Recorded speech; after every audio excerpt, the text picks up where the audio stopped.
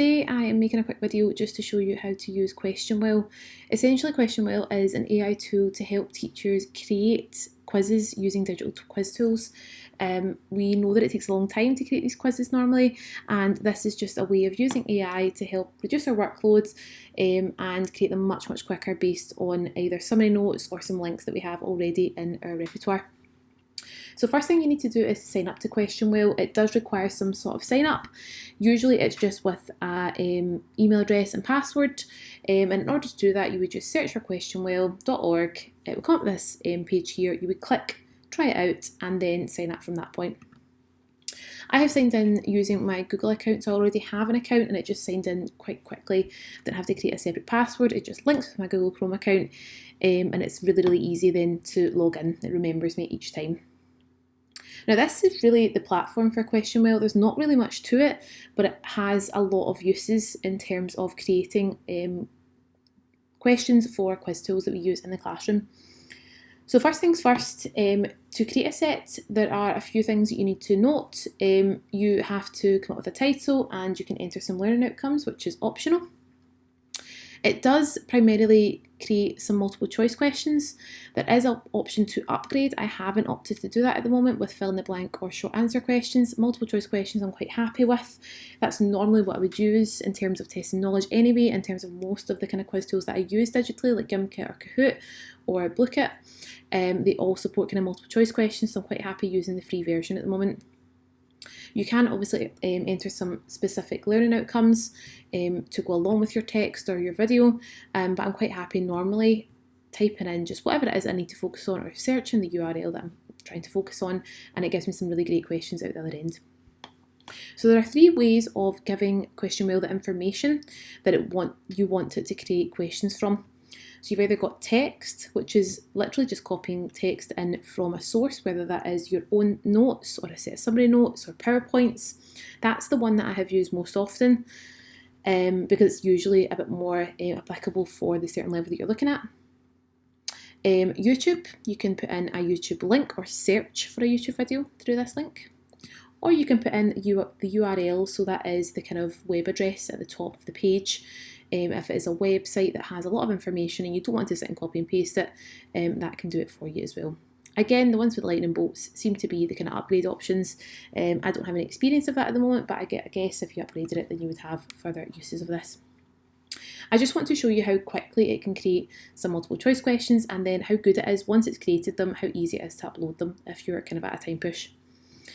So at the moment, I'm just going to use the current topic and bit of information that's already got on the website as an example, just to show you how quickly it does it. At the moment, it's given me the structure of an atom as the topic, and it's put a bit of information, quite similar to what we would put in science, to be honest. Some information about atoms, about the energy levels, whatever it is about atoms that they need to know from their course. I could have copied that from a PowerPoint slides or a couple of PowerPoint slides or some summary notes. It has about a 1,000-word limit. If you wanted to do some reading for information, that could be a really good option. But I'm just going to go with what's there at the moment. Once you've copied in whatever information you want to put in here, again, I'm just going with the set amount or the set questions that are there. I'm going to generate the question set. Now this does take a little bit of time, but whilst it's taking this time to generate the questions, essentially it's coming up with the questions itself. It comes up with 20 questions and it comes up with the correct answer and highlights the correct answer, but it also comes up with the wrong answers. And normally when I'm creating these types of quiz tools on my own, I find that that's the hardest part of it, is trying to come up with the wrong answers, enough of them that it seems plausible. And this actually does that for you. Not only that, but it actually does create the questions and export them in the way that you need them for whatever question tool that you're going to use, whether that's Gimkit or Kahoot, which I'll show you in just a wee second. So it's finished pulling the questions from the text that's there, and it's asked things like, what is an atom made up from? What is the atomic number of an element, etc. So there's 20 questions. That's the amount of questions that it pulls per run of something. You can select all of them, or you can deselect which ones you think aren't suitable. You can also amend them as well if you spot any mistakes. Now, AI is amazing, it's great for saving workload, but ultimately it needs a human touch. We need to double check the answers, we need to double check the spelling, we need to double check that everything makes sense for the pupils, but it's a lot quicker amending something than it is creating it from scratch. So it's a way of creating questions, having a quick look at them, and then it makes it a lot easier for importing them later on. You can also filter them by learning outcome, which I think is quite cool. If you've got a specific area that you want to focus on, if you want to just understand the composition, recognise the structure, you can narrow that down as well. So I'm not going to do that just now. I'm going to say that I'm happy with the 20 questions, pretending that I've read them through and that I'm happy with all of them. This is the part that I think is the time saver, the huge workload. So not only has it created the questions for you, but it actually exports them in the format that you need for upload. So things like Kahoot, Gimkit, Bluekit, Microsoft Forms, those are all the ones that I know that everyone uses on the regular. That's the ones that are most common kind of quiz tools. You've also got Microsoft Word, which just creates a Word document that you could just give pupils to answer a few questions as well, maybe as an extra revision task, or if you're looking for specific questions, that's a good way of doing it. But I'm going to download this as Gimkit just to show you what it would look like in terms of upload. Now, whilst that's downloading just now, I just want to highlight these little question bubbles at the side here. So no matter what it is that you're using, you might use one that I haven't used before or that I don't reach for, like quizzes. That's quite a popular one as well. It's not one that I reach for. But anytime you click on any of these, let's click on Microsoft Forms just now, just because that's not the one that I'm doing. It gives you a little hint on how to upload them. So it will download it in the form that it needs it to be for that specific quiz tool. Here, it gives you some hints on how to upload it. It's asking you specifically to look at the quick import, not the new quiz or the new form option, and it just makes it a little bit easier for you to import your file. So at the moment, I'm not going to do Microsoft Forms, but that's just a way of me checking how to do that if that was something I wanted to do. I can do that for the next one as an example. So now I've got that ready, I'm just going to show you how to upload that to Gimkit. So Gimkit, really straightforward. I would come up with my heading. Then it gives me like generated kind of atoms, so I'll just choose the first one here, quite happy with that. Then I can import from a spreadsheet. Now I actually don't need to worry about downloading templates to upload them because it's done it all for me. So my downloads, it will be the structure of the atom, uploads, and then it's got them all there. All of my questions with the selected right answers have imported, and again I've got the option of amending them if I spot any mistakes or if I want to add to them or amend them at all.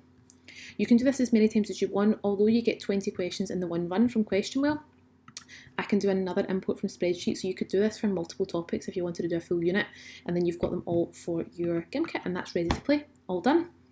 So they're ready to go, ready to play. So simple, so useful, and it takes the time element out of it massively because it just means that you are then checking over the questions rather than having to redo them. Another thing that you can do is you can give Questionwell information via YouTube or via a URL. So again, I'll just kind of use the example here, photosynthesis. You can search for YouTube videos here. This one looks pretty good. So let's see, oh, this one here maybe. What is photosynthesis biology? I can click on that and it will read the transcript from that video and it will use that transcript to put it into the text here. Now again, you can amend this. There might be some information. If it's a person that's made the video and they've went, hi guys, or at the end, or thanks for watching, you can remove the bits that are not needed. So I might remove the transcript music. I could maybe put a double check for any misconceptions or anything I think that I don't want them to be tested on. And then I can add to that as well. Again, I've still got a few words available, but then generate the question set. It works better if you've got videos which have transcripts already to read than it is waiting for them to generate it on their own. So if you've got ones that have got subtitles available, that's sometimes better.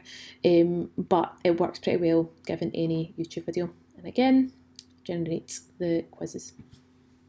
So again, I can export this. It's only giving me 9 questions this time because it seemed to have limited information, which is fine. It had a short amount of information there, although it had more words.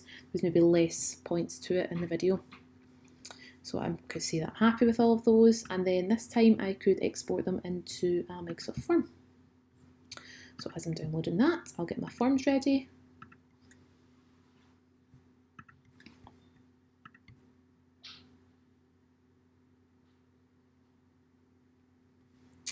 And then now that I've got to forms, I'm going to do quick import, upload from this device, and then my downloads, it would have downloaded it as, what is photosynthesis eSchool, upload, and I'll put this as automatic grading quiz, and then it converts it to a Microsoft form format ready to use.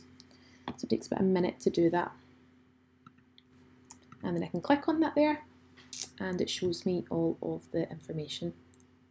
Again, I can go through that, select the correct answers, but it's ready for me to amend. So I'm not saying that this is going to be a complete overview of everything that you're going to study in terms of biology or whatever it is that you're doing, but it gives you a good basis so you can add another couple of relevant questions as well. So a good time saver. The last thing I want to show you is using the URL. So this time I am just going on to bite size, and I've chose just practical woodwork and National 5 materials. So I just thought this was quite a good one to show you, just because it has different formatting here, because it's got a table and different bullet points, because sometimes it does miss that.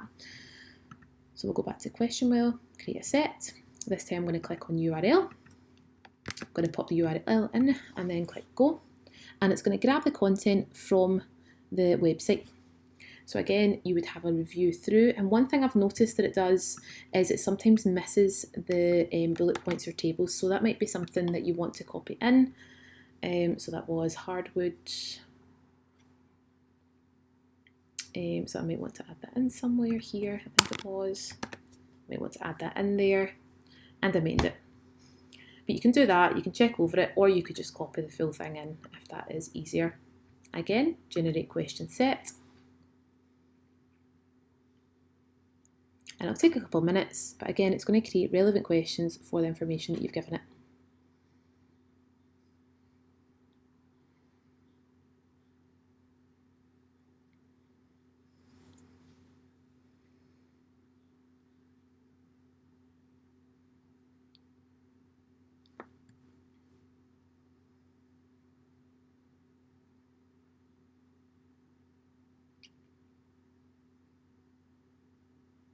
So this one's taken a wee bit longer. It's still generating the questions, but we've eventually got there in the end, and this time it's given me 13 questions. So again, can have a wee look through what is the example of softwood, hardwood, etc. Double check the answers, make sure they're good. Select the ones that you think are relevant. I might not think that this one's relevant. And then I can export that to however I wish. So really straightforward, just in an overview, you've got 3 different ways of using it. I primarily have used the copy the text in situation because I think it's easier copying from a PowerPoint, but I think there's a really great option there in terms of YouTube video or URL as well for quick ease. And I think it's a really great tool. I think it's going to be really useful for saving workload, because it does take a long time, not only to come up with the questions that you're going to ask, but in order to double check the answers and then come up with the wrong answers, sometimes it's hard to come up with relevant and correct answers as well. If there are any quiz tools that you haven't used before here, it does give you a bit of information on how to upload them, but also I've got a relevant resource which explores some of these quiz tools if you're looking to use something new. Thank you.